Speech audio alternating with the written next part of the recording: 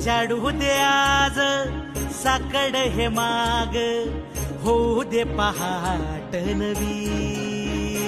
आता होऊन जाऊ दे साऱ्या जगाला पाहू दे, पडू दे पाऊल जरी काट पाया खाली लाकड्याला येऊ दे, पडू दे पाऊल. मोठी लढाई लढू मातीसाठी गड्या, मनगटाचं जोर लावून. दाटला जरी अंधार एकजूट होऊ आज, दिवा देऊ तेज धावून.